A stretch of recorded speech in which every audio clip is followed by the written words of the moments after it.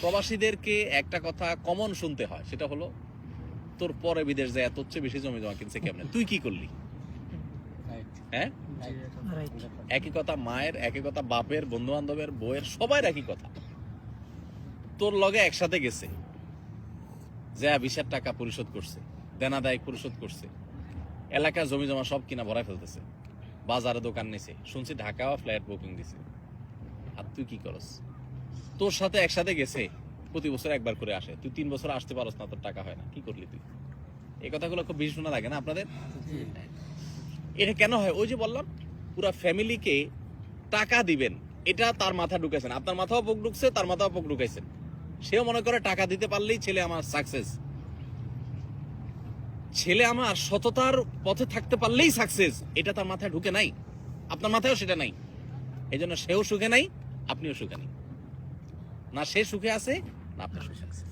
তো এই জন্য ভাই, দৃষ্টিভঙ্গিটাকে বদলানোর চেষ্টা করি, আল্লাহ তাআলা আমাদেরকে সে তৌফিক দান করুন। আমরা এই প্রবাস জীবনে যতদিন থাকবো, আল্লাহর আদেশ নিষেধ মেনে পরিপূর্ণ এবং খাঁটি মুসলমান হওয়ার চেষ্টা করব। আমার জীবন চলে যাবে, ফজর নামাজ মিস হবে না জামাতের সাথে, রাতে আমি ওইভাবে শোবো, ওইভাবে ঘুমাবো, আমার ফেসবুক টিপাটিপি বা ইউটিউব টিপাটিপি করে গিয়ে আমার ফজর নষ্ট হতে দেবো না। যে চাকরি করতে গেলে আমার নামাজই হয় না, ইবাদতই হয় না, চাকরি আমি করবো না। এখানে আপনাদের জন্য কত সহজ ভাই, যারা ইউরোপ আমেরিকা পশ্চিমা দেশগুলোতে চাকরি করে, শতকরা কত % মানুষ হালাল চাকরি করতে পারে সেটা একমাত্র আল্লাহ ভালো জানেন।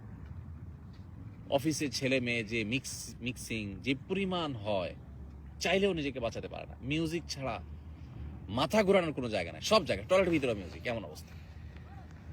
জিন্দিগিটা মিউজিকের ভিতরে গড়ে ওঠে। এমনি নামাজি মানুষ ভালো চলতে চায়, কিন্তু আপনারা এখানে সৌদি আরবে মাশাআল্লাহ আল্লাহ কত ভালো রাখছে বলেন, কোনো তুলনা হয়?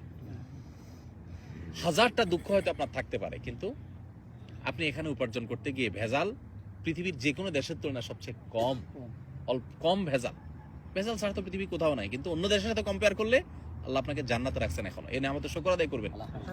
আমাদের ভাইরা যারা রেস্টুরেন্টে, এখানে যে ভাইয়ের রেস্টুরেন্ট আছে, আরো অনেকে রেস্টুরেন্টের সাথে এখানে ইনভলভ আছেন মাশাআল্লাহ। ইউরোপ আমেরিকাতে রেস্টুরেন্ট মানে কি?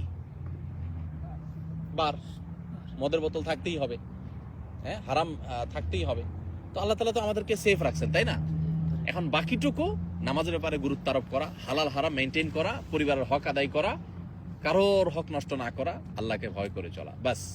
পরিবারের সদস্য সবাইকে এভাবে যদি গড়ে তুলতে পারি, দুনিয়াটা জান্নাত হয়ে যাবে ইনশাআল্লাহ। চেষ্টা করা যাবে না ইনশাআল্লাহ? আল্লাহ আমাদেরকে তৌফিক দান করুন। জাযাকুমুল্লাহ খাইর। জাযাকুমুল্লাহ।